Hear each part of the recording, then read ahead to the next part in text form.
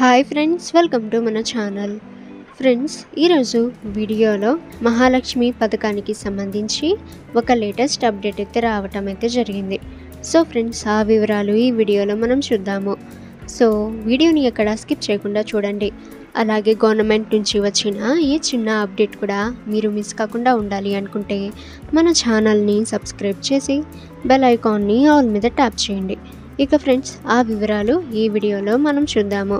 మహాలక్ష్మి పథకం రెండో హామీపై సర్కారు కసరత్తు. రేషన్ కార్డు లేని వారి దరఖాస్తులను పరిశీలించి ఎంపిక. లబ్ధిదారుల తుది జాబితా తర్వాతే బ్యాంక్ అకౌంట్ల వివరాలు స్వీకరణ. 17 నాటికి కంప్యూటరీకరణ పూర్తి చేయాలని ఆదేశము. 10 రోజుల పాటు ఆయా శాఖల మీ సేవ సిబ్బందిని వాడుకునే వెసులుబాటు.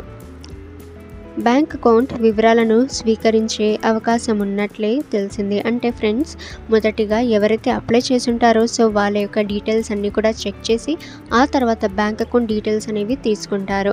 రేషన్ కార్డు లేకుండా దరఖాస్తు చేసుకున్న వారిలో అర్హులు ఎవరు అని చూసినట్లయితే సో కంపల్సరిగా రేషన్ కార్డ్ అయితే ఉండాలి. అలాగే ఫ్రెండ్స్, మీ ఆధార్ కార్డ్ కూడా ఉండాలి. సో ఇవి చాలా రిక్వైర్డ్ డాక్యుమెంట్స్. సో ఎవరికైతే రేషన్ కార్డ్ అలాగే ఆధార్ కార్డు ఉంటుందో సో వాళ్ళకి మాత్రమే మహిళలకి ప్రతి నెల 2,500 రూపాయలు అయితే అందించనుంది తెలంగాణ ప్రభుత్వం. ఇక త్వరలోని అర్హుల లిస్ట్ అయితే విడుదల అయితే చేయనున్నారు.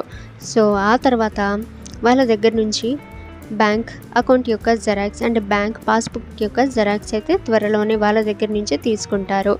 సో ఆ తర్వాత మీ ఖాతాలోకి ప్రతి నెల 2,500 రూపాయలు అయితే పంపిణీ చేయనుంది తెలంగాణ ప్రభుత్వం. ఇక వచ్చే నెల నుండి మహిళలకు 2,500 రూపాయలు వాళ్ళ ఖాతాల్లో జమ చేసేందుకు తెలంగాణ ప్రభుత్వం అయితే యూజ్ చేస్తుంది.